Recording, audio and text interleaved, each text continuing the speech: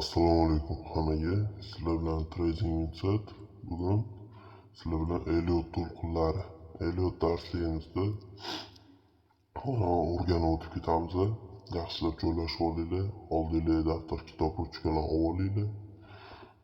Bu sizlarga o'sha hozirgi paytda, hozirgi darsimizda tushuntirib beradigan narsalarimni yaxshilab tushunib olishinglarga yordam beradi degan umiddaman. Xo'p, bo'lmasa choy ichayotganlarga yoqimli ishtaha, darsimizni boshladik. Xo'sh, Elliot to'lqinlari. Kelinglar shu haqida qisqacha gaplashib olaylik. Elliot o'zi kimdir? Elliot qanaqa strategiyada? Mana shu narsa haqida gaplashib olamiz. Xo'p. Elliot endi strategiyasidan tushuntirib o'rgani ma'qul, chunki uni tarixi, o'tmishi kerak bo'ladigan bo'lsa, ko'rib olsanglar ham bo'ladi, lekin men qisqacha gapirib o'tib ketaman. Elliot strategiyasini, aynan bugungi darsimizdagi strategiyani o'sha Elliot ismli inson o'ylab topgan va o'sha o'zini davrida odamlarga o'sha kursda tushuntirmoqchi bo'lgan paytida unchalik mashhurlikka erisha olmagan bu strategiya. Tushunyapsizlarmi? Ya'ni juda ham keng ommaga tarqalmagan, aynan o'sha davrda. Keyin Elliot o'sha paytda bozor algoritmini tushuntirib beradi, bozor harakatlarini, qancha harakatdan keyin qanaqangi korreksiyalar bo'ladi, mana shu narsalarni tushuntiradi odamlar. Va buni o'zi asosan do'sti, ya'ni Elliotni o'rtog'i juda ham yaxshi o'rganib olgandan keyin o'sha vafot etgandan keyin Elliot vafotidan keyin aynan uni strategiyasini mashhur bo'lishiga va misol uchun keng ommaga tarqalishiga uni do'sti sababchi bo'ladi. O'sha paytda Elliot o'zi bozorda 40 yillik, tasavvur qilyapsizlar, 40 yillik prognozni qilib bergan bo'ladi. Mana shu. Endi Elliotni biza misol uchun qayerdan instrumenti topilinadi desanglar, mana bu yerdagi bo'limdan, patterns bo'limidan, endi telefonda bo'lasizlar. Mana misol uchun menga ham ko'p kishi o'zi savol berishyapti. Notebookda, kompyuterda trade qilgan yaxshi deb o'ylashadi. Yo'q, aksincha. Nima uchun? Notebookda, kompyuterda qilsanglar, SNR bo'yicha ishlaydiganlarga to'g'ri oson. Nima uchun? Chunki hamma zonasini boshlang'ich joyini ko'rib turadi.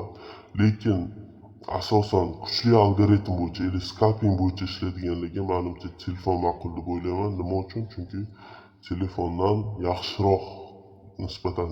Meni o'zimga misol shunday. Endi men o'zimdan kelib chiqib gapirganim ma'qul. Kompyuter kerak, notebook kerak deb o'ylamanglar. Mana shu telefondan boshlashanglar ham bo'ladi. Men misol uchun YouTube'ga video olmagan paytimda ham men faqat telefondan trade qilaman. Bo'lmasa darsliklarni shu sizlarga kengroq formatda, yaxshiroq formatda ko'rinishi uchun notebookda olishga majburman. Lekin menga telefon qulay. Chunki hammaga ham shuni tavsiya qilib qolardim. Xo'p. Endi patterns bo'limini topib olasizlar va mana shu joyda manaki Elliotda o'zini instrumentlari turibdi. Elliotda umumiy hisobda bir 4 ta instrumenti bor manaki. Mana shularni biza ya'ni ishlatamiz instrument sifatida. Xo'p, endi Elliotda strategiyaga o'tamiz endi. Xo'p, strategiyamiz nimalardan iborat bo'ladi? Bugungi darsimizda slishkim qonun qoida ko'p bo'lishi mumkin. Iltimos qilib qolardim, 2-3 martadan videoni ko'ringlar. Bu sizlarga hech qanaqangi pul ham talab qilmaydi, boshqa narsa ham talab qilmaydi. Xohlasanglar shuni skachach qilib olib, videoni o'sha YouTube o'zini yonida turadi, saqlanchisi. O'sha saqlanch qilib olgan holatda qayta ko'rsanglar, juda ham katta foyda beradi degan umiddaman. Bu aniq. Endi sizlar qonun qoidalarni tushunib olinglar. Bozor zonadan zonaga SNR kabi yurmaydi. Bozor harakati, impulslar va otkatlar ketma-ketligi orqali yuradi. Tushunarli? Hech qachon mana shu gapimni esingizdan chiqazib yormanglar. Narx hech qachon tikka to'g'ri o'sib keta olmaydi, narx hech qachon tikka pastga tushib keta olmaydi. Doimiy tarzda. Tushunarli? Narx flat ham harakatlanadi, ya'ni bitta diapazon oralig'ida harakatlanib qoladi. Bunday yonboshchasi ma'lum bir diapazon ichida. Narx impulslar berib turadi. pastga impuls, tepaga impuls beradi, откатlar bo'ladi. Bu narsalar bozorning algoritmi, tushunarli? Bozorda zonadan zonaga yuradi deb aytiladigan teoriyalarga doimo quloq solib o'tirmaydi. Hali unga ham alohida o'tib kelamiz. Hatto kamchiliklarni o'sha paytda erta ko'rsatib o'tib ketaman. Lekin bugungi darsimizda Eliot, tushunarli? Eliot bo'lmasa boshladik. Birinchi bo'lib Eliotning birinchi qonun qoidasi nimadir? Eliotning birinchi qonun qoidasi shundan iboratki, bozor harakatidagi trend yo'nalishligi. Tushunarli? Trend yo'nalishligini ichki holat va tashqi holatda to'g'ri tushunib olish va anglash. Mana shu. Endi Eliotning to'lqinlari. Eliotning umumiy hisobda 8 ta to'lqin bor, 5 ta impulsivniy to'lqin. Xo'p, mana ki. Eliotning 5 ta impulsivniy to'lqin, keyin ABC korreksiya. Tushunarli? ABC korreksiya bu bizga o'sha bozorda откаты deb atalinadi. Mana shu. Endi birinchi to'lqinning qonun qoidasi qandaydir? Hozir spokойныйroq tushuntiraman, iloji boricha tushunishinglar uchun. Mana shu. Keyin o'sha hozir chuqurlashib boramiz. Endi birinchi to'lqinning qonun qoidasi o'zidan oldingi, tushunarli? O'zidan oldingi harakat qanday bo'lishidan qat'iy nazar biron bir high yoki low nuqtani yangilagan bo'lishligi shart. Tushunarli? High yoki low deb nimani aytamanda? Ya'ni minimum yoki maksimum. Tushunarli? Mana shu. Ya'ni narximizni undan oldingi harakatda bunday harakat qilganmi, bundaroq harakat qilganmi farqi yo'q. Birinchi to'lqin o'zidan oldingi harakatda maksimumini yangiladimi, Eliot hosil bo'lishligi holati juda ham yuqori. Tushunarli? Mana shu. Men yana bitta narsani aytib o'tib ketay. Eliot to'lqinlarini oldindan anglash qiyin. Tushunarli? Eliot to'lqinlari kelajakka qarab analiz qilinadi. Eliot strategiyasi tarix takrorlanadi asosida emas. Eliot strategiyasi ya'ni kelajakdagi harakatlarni taxmin qilgan holatda tuzilinadi. Hozirgi paytda ko'rishingiz mumkin, bu harakatlarni sizlar o'ng tarafga qarab analiz qilasizlar. Ya'ni grafikimizda yurib turgan narx deylik, mana shu diapazonda, to'g'rimi? Narx mana bu strukturani buzdi, to'g'rimi? Mana shu yerda kelib narx buzdi. Mana buni maksimum narx kelib buzdi. Va aynan mana shu paytdan boshlab sizlar Eliotni taxmin qila boshlaysizlar. Ya'ni narximizni korreksiyasi bo'layotgan paytida sizlar taxmin qila boshlaysizlar. Tushunarli? Narx keyingi harakatini. Mana shu Eliot strategiyasi bozor grafikini taxminiy nazariyasini chizib chiqilishligi. Bu juda ham katta yordam beradi bozor tushunishingizga. Shuning uchun yaxshilab tinglanglar mani. Xo'p, biza chap tarafga qarab zona topmaymiz. Chap tarafga qarab biron bir narsa aniqlamaymiz. Biza o'ng tarafga qarab kelajakdagi harakatlarda taxminiy nazariyasini qilib chiqamiz. Endi sizlar bilan birinchi navbatda demak, birinchi to'lqinning qonun qoidasini tushunib oldinglar degan umiddaman. Birinchi to'lqinning qonun qoidasi o'zidan oldingi maksimumlarni yangilashlik kerak. SMC darsimizdagi choch holatini ko'rsatishligi kerak bo'ladi bizga. Tushunarli? Mana shu. Endi ikkinchi to'lqinning qonun qoidasi nimadir? Ya'ni ikkinchi to'lqinimizda bizda mana ikkinchi to'lqin mana shu. Ikkinchi to'lqinning qonun qoidasi o'zidan oldingi minimum, ya'ni birinchi to'lqinning eng pastki nuqtasini yangilamasligi kerak bo'ladi. Ya'ni narx kelib buzmasligi kerak bo'ladi.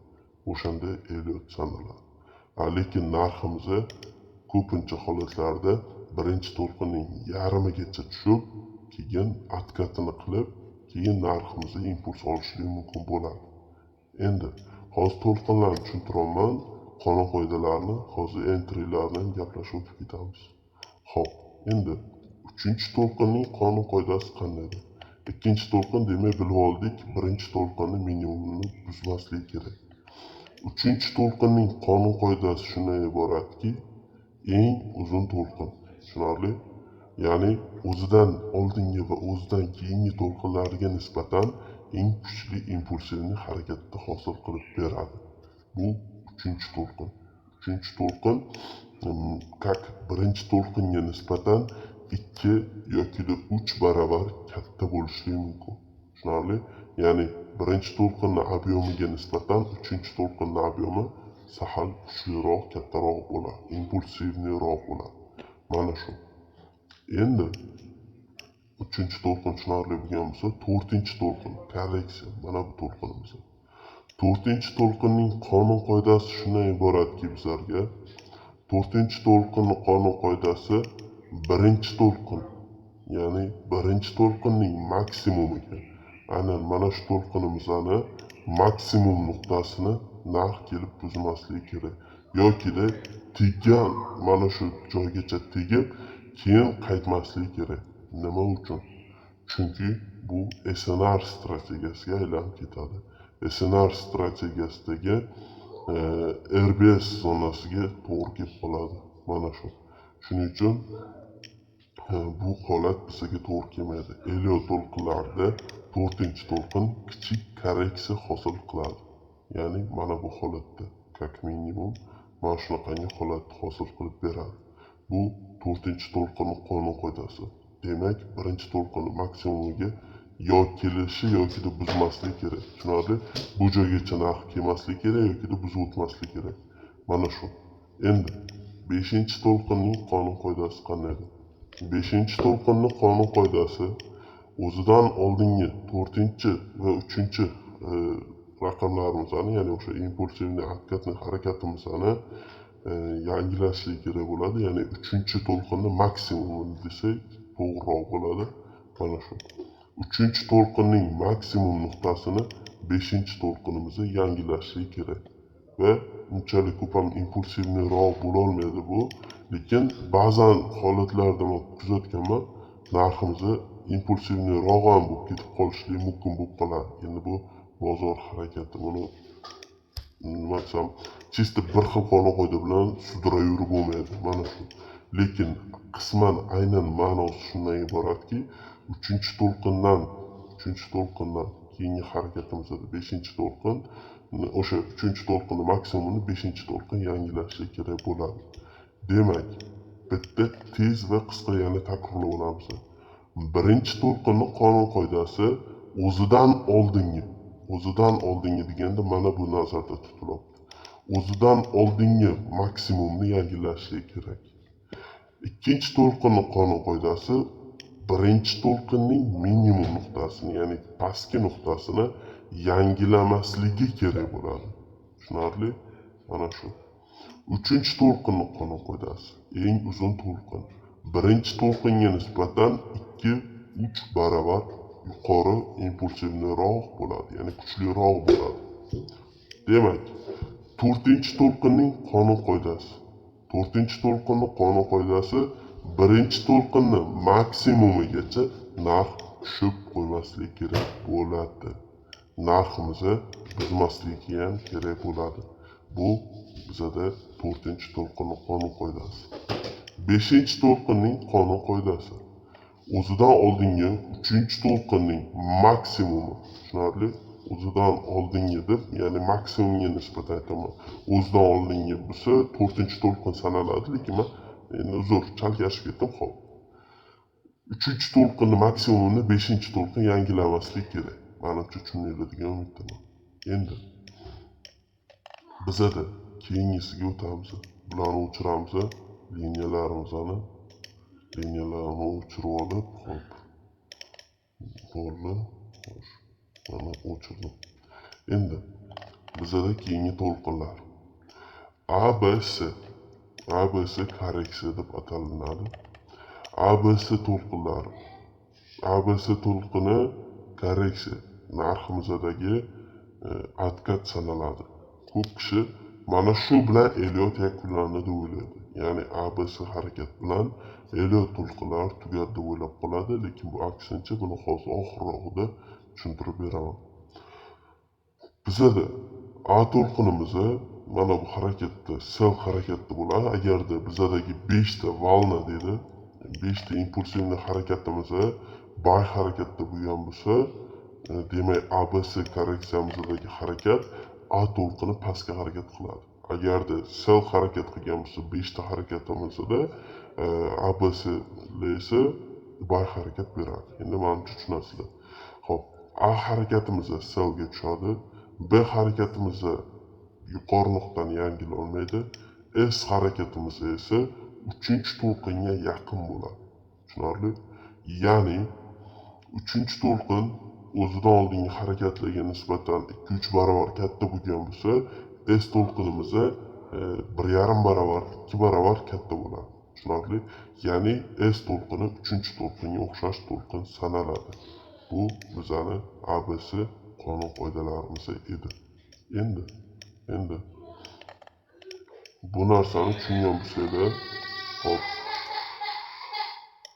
bu narsani tushungan bo'lsanglar o'chiramiz. ABC to'lqinlarini tushungan bo'lsanglar, endi umumiy qonun qoidaga o'tamiz yana. Umumiy qonun qoidamiz demak, birinchi to'lqin o'sha maksimumni yangilashi kerak, biron bir o'zidan oldingi. Ikkinchi to'lqin birinchi to'lqinni minimumni buzmasligi kerak, uchinchi to'lqin eng uzun to'lqin, to'rtinchi to'lqin birinchi to'lqinni maksimumini buzib yubormasligi kerak, beshinchi to'lqin esa uchinchi to'lqinni maksimumini yangilashligi kerak.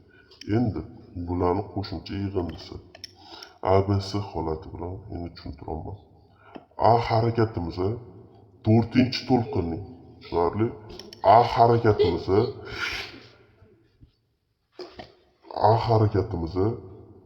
to'rtinchi to'lqinni, ya'ni minimumni buzib yubormasligi kerak. Nima uchun?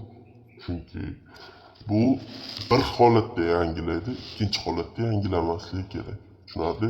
Yangilashlik holatini keyin tushuntirib beraman, lekin yangilamasligiga bir sabab tushuntirib beray sizlarga. Agarda narximizni A to'lqini to'rtinchi to'lqinni minimumini sразу buzib yuborib, narximizni harakat qiladigan bo'lsa, bu holatda SMC Smart Money Conception darsimizdagi o'sha SMCdagi cho'ch holatini hosil qilib qo'ygan bo'ladi. Ya'ni struktura o'zgarishligi. Tushunarli? Struktura o'zgardimi? Demak, bu holatda bizada S korreksiya bilan yakunlanmasdan narximizni narximizni pastga yana dalish tushib ketib qolishligi mumkin bo'ladi. Shuning uchun bu holatlarda sizlar e'tiborli bo'linglar. Eng muhim joyi pasti mana shu. Tushunarli? Eng muhim joyi mana shu. Endi demak shuni tushunib olinglarki, A to'lqinimizni to'rtinchi to'lqinni minimumini bittada buzib yubormaslik kerak. Tushunarli? Mana shu. Endi B to'lqinimizning qonun qoidasi. B to'lqin mana bu. B to'lqinning qonun qoidasi shundan iboratki, 5-to'lqinning maksimum nuqtasi.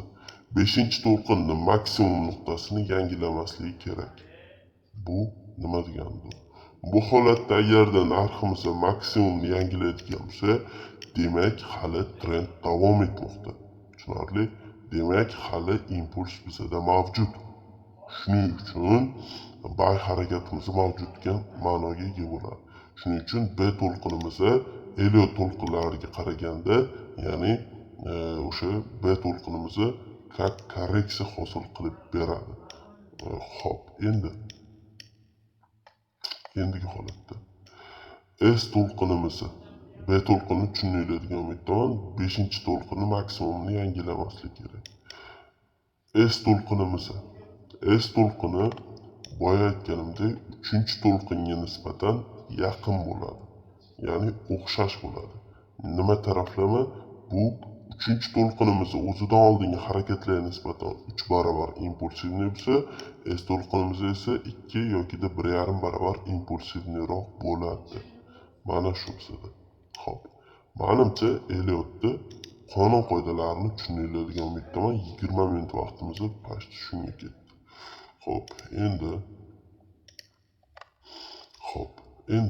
endigi navbatda qonun qoidalariga play bali menga gitara menga entry'sini ko'rsat, menga take profitini ko'rsat deydigan bo'lsanglar, hop sizlar bilan shu narsalarni bitta gaplashib o'tib ketsak. Hop. Обычный Fibonacci. Doimgidek Fibonacci instrumentidan foydalanamiz. Fibonacci instrumentini mana shu настройкасida обычный настройка, tushunarli? Обычный настройкасini shuni 2 marta ustiga bosasizlarda bizga doimgidek kerakli o'rmonlar 1272 va 1414. Tushunarli? Mana shu o'rmonlar bizga kerak. Va yana bitta o'rmonlarimiz bor, xuddi shunga mutanosib, xuddi shu raqamlarga mutanosib 2, tushunarli? 272 2.272 va 2.414. Mana shu raqamlarimiz. Va fonni o'chirib olamiz. Bu bizga xalaqit beradi fon. Xo'p, endi biz mana buni bunday qilib o'zgartirib olamiz bo'ldi. Hop, mana ki. Lishniy настройка kerak emas. Tushunarli? Mana shu chalg'maymiz. Endi biza birinchi to'lqin o'zidan oldingi harakatga ko'ra deylik narximizni maksimumni bittasini yangiladi deylik. Hop. Biror bir bitta maksimumni yangiladi o'zidan oldingi. Mana shu harakat bordi deylik bizda va narximizni aynan mana shu maksimumimizni mana bu yerda kelib buzdi. To'g'rimi? Demak, bu bizda nazariy holatda birinchi to'lqin. Tushunarli? Nazariy holatda birinchi to'lqin. Xo'p. Endi biz qiladigan ishimiz entrylarimiz va stop losslarimiz, take profitlarimiz haqida gaplashamiz. Fibonacci instrumentini обычный настройкамizda olamiz. Mana shu minimumidan maksimumiga qaratib tortasizlar. Tekis tortish majburiy. Tushunarli? Qiyshiq tortmaydi. Tekis qilib, minimumdan tekis qilib maksimumga qaratib. Tushunarli? Mana shu. Endi bizani umumiy hisobda ikkita joydan entry amalga oshiramiz. Ikkita joydan. Birinchisi 0618. Mana bu diapazondan. 0618 dan buy price olamiz. Stop lossimizni boya aytgan qonun qoidamga nisbatan, ya'ni ikkinchi to'lqin birinchi to'lqinni minimumni buzolmaydi dedimi? Demak, biz minimumga stop loss qo'yamiz. Tushunarli? Mana shu. Ikkinchi to'lqin, ikkinchi entry'miz esa 0786. 0786 dan biz entry amalga oshiramiz. Stop lossimizni yana bir nuqtada. Tushunarli? Mana shu.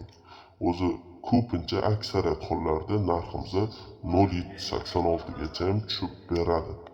Endi bizada take profitlar ketma-ketligi. Bizada чисто Elliott bo'yicha take profit ketma-ketligi. Через на Fibonacci hisoblaymiz biz buni. Endi Fiboni hozirgi tortganimizdan o'chiramizda yuqorisidan, tushunarli, teskari Fibonacci tortamiz. Yuqorisidan pastiga qaratib tortamizda va biza take profitni 1618 ga emas, biza Elliott bo'yicha ishlaymiz. Shuni unutmaylik, 1618 ga ham take qo'ysa bo'ladi, lekin Elliott qonun qoidasiga ko'ra unaqa emas, unaqa to'g'ri kelmaydi. Xo'p, biza take profitlarimizni umumiy hisobda 2618 va 2272. Tushunarli? Mana 2272 va 2618 ga biz take profit qo'yamiz. Uchinchi to'lqinni ushlashlikda. Nima uchun?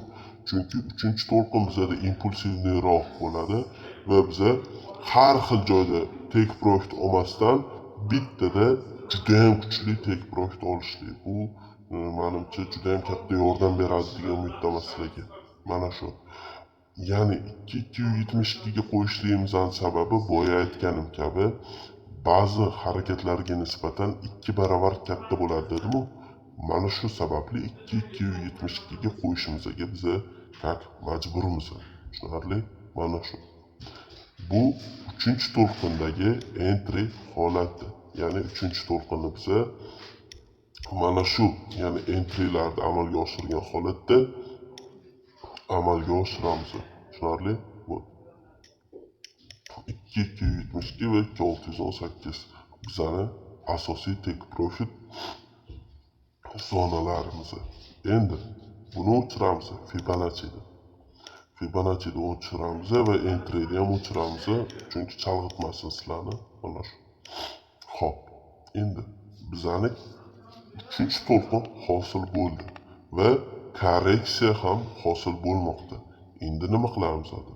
Endigi holatda, endigi navbatda biza entry'larimizni Fibonacci'da olgan holatda ikkinchi to'lqin, ya'ni 3-to'lqinni eng pastki nuqtasidan, tushunarli? Birinchi to'lqin emas, unutmanglar. Ikkinchi to'lqin yokida o'sha ikkinchi to'lqinni yakunlanishi, 3-to'lqinni boshlanishi mana shu diapazonga. Mana shu nuqtadan 3-to'lqinni maksimumiga qaratib tortasizlar. Tushunarli? Mana shu holatda.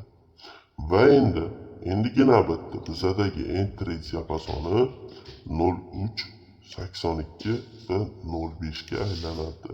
Agarda 0.5 ham to'g'ri kelayotgan bo'lsa, shuni unutmanglar. 0.5 gacha ham tushayotgan bo'lsa, mana shu. Lekin o'zi asosan 0.236 da olmaydi. Nima uchun 0.236 bu bizada sal xatoroq bo'lib qoladi. Mana shu. Narximiz 0.382. 0.382dan biza entry amalga oshiramiz. Mana shu diapazonimizga narx yetib kelgan payti, hop, uzr, mana shu yerdan biz entry amalga oshiramiz va birinchi to'lqinni maksimumiga biz stop lossimizni qo'yamiz. Tushunarli? Boyagi qonun qo'ydi. Buni sababi birinchi to'lqinni maksimumiga stop loss qo'yishimiz sababi to'rtinchi to'lqinni qonun qoidasi demak shunday edi. Narximizni minimumni buzib o'rmaslik kerak edi bizga. Mana shu. Endi ikkinchi entry'miz esa 0.5 ga agarda to'g'ri kelayotgan bo'lsagina olamiz. Agarda 0.5 nuqtamizni bir diapazonni maksimumida bo'lib qolgan bo'lsa, olmaymiz. Tushunarli? Bu holatda o'zi Elliot ham olinmagani ma'qul bo'lib qoladi. Mana shu. Endi demak biza 0.382 0.5 dan entry amalga oshirdik. Demak bu urvenni Fibonacci'da o'chiramiz-da, take profit uchun biza Fibonacci instrumentimizni 3-to'lqin maksimumidan teskarisiga qaratib tortamiz. Tushunarli? Mana shu holatda teskarisiga tortamiz. Va biza to'g'ridan to'g'ri keyingi take profitlarni 2618 emas, 1272, mana shu diapazon 1272 va 1414 yokida 1618 qilib ishlashimiz mumkin. Tushunarli? 3-to'lqinni harakatidan keyingi 5-to'lqin unchalik impulsivniroq bo'la olmasligi mumkin bo'ladi. Atak 1414 gacha yokida 1618 gacha ham chiqib orishligi ham kuzatilinadi. Mana shu. Bu bizada 5-to'lqindagi entry'imizni ketma-ketligi edi. Mana shu. Entry ketma-ketligi va stop loss ketma-ketligi. Menimcha tushunarli bo'lganiga umiddaman. Bu bizada 5-to'lqindagi harakatimizga nisbatan. Demak, bularni o'chirib olamiz Fibonacci'da. Demak, biza 4-to'lqin yakunlanib 5-to'lqinning harakatiga ishlab oldik. Endigi navbatda biza nima qilamiz? Korreksiya kutamiz. Korreksiya kutgan paytimizda narximizni 4-to'lqinni minimumini A to'lqinimizni buza olmaganidan keyin, tushunarli? Bu unutmanglar mana shu narsani. Korreksiyamizni 4-to'lqinni minimumini buzib olmaganidan keyin biza B to'lqinni ushlaymiz, B to'lqindan ushlaymiz S to'lqinga nisbatan. 5-to'lqinni maksimumidan A to'lqinimizni minimumiga qaratib tortamiz. Yuqoridan pastga qaratib. Chunki bizada selga ishlaymiz endi. Tushunarli? Mana shu. Va bizadagi entry ketma-ketligi 1-to'lqinga o'xshash bo'ladi. 1-to'lqinda ishlaganimizga, ya'ni biza endigi navbatda 0.618 zonasida entry qilamiz. 5-to'lqinni maksimumida stop lossimiz bo'ladi. mana shu diapazonimizda va mana bu 0786 dan ham entry olamiz. Chunki korreksiya chuqurroq bo'lishi mumkin bo'ladi. Endi bu entry'mizni amalga oshirib oldik, stop loss'imizni qo'yib oldik. Take profit masalasi. Take profit masalasida biza Fibonacci'da A to'lqinni minimumidan 5-to'lqinni maksimumiga teskari holatda tortamiz yana. Mana shu. Va endigi navbatdagi bizani take profit ketma-ketligi umumiy hisobda 1.272 yoki da 1.14. Ko'p holatlarda, aksariyat holatlarda narx 1.14 gacha tushib beradi. Nima uchun? Chunki S to'lqinimiz kuchliroq. Tushunarli? Demak, sizlar shuni tushunib olinglar. Fibonacci'da oddiy hozir gapirganimdek 1,5 barobar 2 barobar dedim-u, mana shuni Fibonacci raqamlarida ko'rsatilgan. Ya'ni 0 bilan 1 oralig'i bu 100% o'rin. Ya'ni bu 1. Tushunarli? 0 bilan 1 oralig'i mana bu harakat demak 1 bizaga. Buni 1,5 barovari yoki da misol uchun 2 barobarini biza 1.14 bizada deyarli hisobda 1,5 barovari yoki da 1.618 ham deyarli hisobda bizaga 1,5 barovari sanaladi. Mana shuning uchun biza 1.14 va 1.618 ga take profit qo'yamiz. Mana nima uchun men boshida qonun qoidalarga e'tibor qaratinglar dedim. Hozir sizlar bilan esimdan chiqib ketib qoldi deb videoni yana boshidan ko'rib o'rmaydi. Oxirigacha ko'rib tugatinglar, keyin qayta ko'ringlar. Tushunarli? Juda ham xato qilishadi aksariyat odamlar videoni o'rtasiga kelgan paytida qanaqangidir bir boshida aytgan gapini kimdir eslatib qo'ysa, o'shani borib ko'radi, keyin yana qaytib keladi-da. U xato. To'liq ko'rib olinglar, keyin yo to'liq ko'rganinglardan tushuna olasizlar oxirigacha yoki-da tushuna olmasanglar ikkinchi marotaba yana qayta to'liq ko'ringlar. Bo'lmasa videoni o'rtasiga kelgan paytda meni o'tkazib yubormaydi-da. Mana shu o'zingizlarga zarar. Shuning uchun aytaman. Xo'p, endi demak, bizada B to'lqinimizdagi entry holati 0618 0786 edi. Va bizadagi take profitlar ketma-ketligi esa 1.14 1.618. Tushunarli? Mana shu. Bu ketma-ketliklarimiz sizlarga tushunarli bo'ladigan umiddaman. Endi sizlarga entrylarni yaxshilab tushunib qolgan bo'lsanglar, biza chuqurroq mavzusiga o'tamiz yana. Endigi navbatda biza ichki to'lqin va tashqi to'lqin. Tashqi to'lqin yoki da ichki struktura va tashqi struktura. Mana shuni o'tamiz. Endi ichki struktura nimadir? Ichki struktura deganda biza 1 dan to 5 gacha bo'lgan harakat va ABC harakatlarimizni umumiy hisobdagi yig'indisi nisbatida biza bitta to'lqin deb olishimiz mumkin. Tushunarli? Biza bitta to'lqin deb olamiz. Bu nima degani? Bu bizaga ya'ni birinchi to'lqindan to 5-to'lqingacha bo'lgan harakat bu bizaga как impuls. Tushunarli? Как impuls. Birinchi ichki time frame'dagi. Bu nimani anglatadi? Sizlar 1 dan to 5 gacha ko'rgan harakatinglar M15 time frame'da ko'rdinglar misol uchun. 1 dan to 5 gacha harakatda.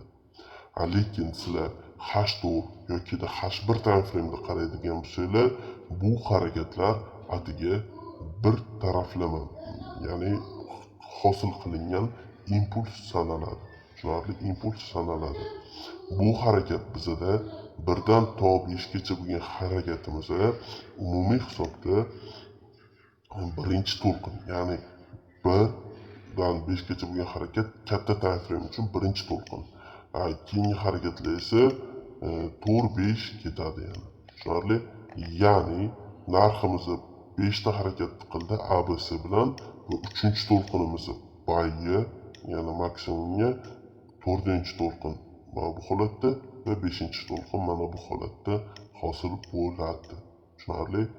Ya'ni birinchi to'lqinni qonun qoidasidagi boyagi harakatimiz davomiyligi bo'ladi. Ya'ni to'lqin ichida to'lqin bor. Tushunarli? Mana shu struktura, ya'ni ichki strukturada sizlar mana buni kuzatdinglar. 1 dan 5gacha ABSni ko'rdinglar. Lekin katta time frameda esa sizlar 1 dan to 1ni o'zini ko'rasizlar. Mana shu 1 bilan 5 oralig'ida 1ni o'zini ko'rasizlar katta time frameda. ABSda esa ikkinchi to'lqinni ko'rasizlar faqatgina. Tushunarli? Uchinchi to'lqinda esa yana xuddi shu narsa. Ya'ni yana bizada narximizni 1 hosil qiladi, 2 hosil qiladi, 3 hosil qiladi, misol uchun 4 hosil qiladi va 5 hosil qiladi. Tushunarli? Demak, bizada yana xuddi shu narsaga, ya'ni narximiz mutanosib ekan. Bu narsani to'liq holatda chizganim ham bor bizada. Yaxshiroq slaydda ko'rishimiz mumkin. Hop, o'chirib olamiz oldin. Buni o'chirib olamiz. Endi biz mana bunga nazar solamiz. Bu sizlarga chuqurroq algoritm. Endi yaxshiroq tushunishimiz uchun yaqinlashtiraman. Demak, bizada ichki to'lqinda boya ko'rgan 5 ta to'lqinimizni ketma-ketligi. Mana ABC korreksiyamiz bor manaki. Va narximizda umumiy hisobda 3-to'lqinimizda katta time frameda 3-to'lqinimizda yana 1 dan mana 1, 2, 3, 4, 5 3-to'lqinda va yana ABC korreksiya. Tushunarli? ABC korreksiya. Endigi navbatda yana bizada 4-to'lqin tugadida ABCdan keyin katta time frame uchun 4-to'lqin tugab va yana bizga 5 ta harakat bo'ladi va endigi harakatda shuni unutmaylik. Endigi harakatda ichki strukturada 4-to'lqinni A to'lqini bilan buzilishligi. Ya'ni boya aytdim sizlarga 4-to'lqinni minimumini A to'lqini buzmasligi kerak. To'g'rimi? Ya'ni A to'lqinimiz mamnunroq yakunlanishligi kerak edi. Lekin bizda unday bo'lmadi va narximiz 4-to'lqini minimumini A to'lqini buzdi. Va bu bizda SMC darsimizdagi cho'ch holatini hosil qilib berdi. Ya'ni bizda cho'ch mavjud bo'ldi. Demak, bizda cho'ch hosil bo'lgandan keyin butun boshli struktura Elliot, ya'ni harakatlari o'zgara boshlaydi. Ya'ni endigi navbatda bizda narximizni A to'lqinida bizda narximizni cho'ch qilgani uchun 1, 2, 3, 4, 5 bo'lib keldi. ABC bo'lishi kerak bo'lgan momentda bizdagi ketma-ketlik ABC yo'q bo'ladida bizda 1, 2, 3, 4, 5 harakatini hosil qiladi. Как minimum uzr, endi rassom emasman, sahal xatoroq chizib yubordim. Hop. Hop manaki, hop mana shu ish qildi. Hop. Mana shu holatda bizda hosil bo'lib qoladi. Tushunarli? Ya'ni bizda 3-to'lqinimizni ketma-ketligiga ko'ra, ya'ni o'sha keyingi harakatimizga ketma-ketligiga ko'ra ichki strukturada 4-to'lqinni narx buzadigan bo'lsa, Elliot 1 va 5 ta to'lqinga yana o'zgarib ketishligi mumkin. Va demak, bu holatda bizda keyingi navbatimizda A to'lqin, B to'lqin, S to'lqin mavjud bo'ladi va undan keyingi harakatimizda esa bizda narximiz yana 1, 2, 3, 4, 5. Tushunarli? Mana shu. Biza ichki strukturadagi cho'ch holatini mana bu yerda kuzatishimiz mumkin. SMC darsimizni men to'liq holda tushuntirmagandim. Ya'ni bittada yoppasiga hamma narsani tiqib yubormagandim. Aynan Elliotga olib qo'ydim. Elliot darsligimizdagi bizda Elliot va SMCda qo'shimchamiz endi ichki struktura sinishligi va tashqi struktura o'zgarishligi va to'g'ridan to'g'ri qanday ma'noda ishlanishligi kerak. To'g'ri, o'tgan darsda ham to'g'riroq tushuntirganman, lekin endi kattaroq struktura bilan tushuntiraman. Cho'ch holati hosil bo'lgan paytda ichki strukturada cho'ch holati hosil bo'lgan paytida narximiz o'ziga yaqin bo'lgan eng katta minimumni tanlaydi. Ya'ni mana bu cho'chimiz lokal cho'ch. Ya'ni ichki kichik ya'ni sinishlikni o'zgarishlik, harakat o'zgarishligini tushuntiradi. Bu bizaga lokal cho'chni beradi. Bu harakatimiz lokal. Tushunarli? Ichki sinishlik. Buni aerotrotda darslarda men tushunganman va qo'shib mix qilganman. Mana shu narsani. Aerotrotda kim tanisa, aerotrot agarda mani ko'rib videomni ko'rayotgan bo'lsa, to'g'risi agarda ko'rsada mobodo kimdir tanisa agar bratanni от души hurmat qilaman. Aerotrot O'zbekistonda eng nomer 1 ustoz, kurator mana shunaqa deb olsa ham bo'ladi. Mana shu aerotrotni bilimi orqasidan qo'sh tirnoq ichida yomonlayotganlardan ko'ra anchagina zo'r va kuchli va O'zbekiston tradingini bilim jihatlamay rivojlanishi uchun eng katta hissa qo'shgan insonlardan biri. Qo'sh tirnoq ichida hayp qilib chiqayotganlar emas, haqiqiy bilim bergan aerotrotida.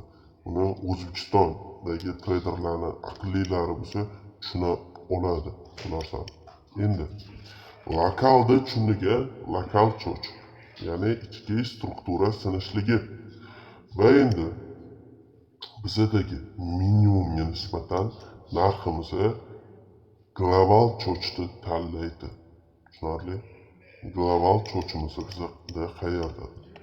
Lokal cho'ch ichkarida hosil bo'lgandan keyin o'zidan keyingi 4-to'lqin, ya'ni katta strukturamizdagi mana bu 1, 2, 3 bo'lgan bo'lsa, o'sha 3-to'lqindan keyingi 4-to'lqinni minimumi, tushunarli? Mana shu joyimizda bizaga global cho'chga aylanadi. Global cho'ch. Global cho'ch bizada. Tushunarli? Lokal ichkarida hosil bo'ladi. Global tashqaridagi eng katta, o'ziga yaqin bo'lgan eng katta. Tushunarli? Shuni unutmaydi.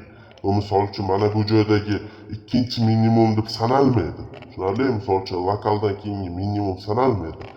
O'zidan oldingi, tushunarli? O'zidan oldingi eng katta minimum. Bu bizada global cho'ch. Bu cho'chni narximizni bittada kelib yangilab olmaydi. Bu cho'chga kelishdan oldin narximizni ichki harakatda hosil qilib oladi. Demak, bizga bu ketma-ketlik ham tushunarli bo'ldi degan umiddaman.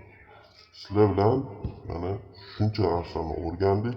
Bozor strukturasini, bozor harakatini, ichki harakatlar va tashqi harakatlar ketma-ketligini yaxshigina tushunib oldinglar degan umiddaman.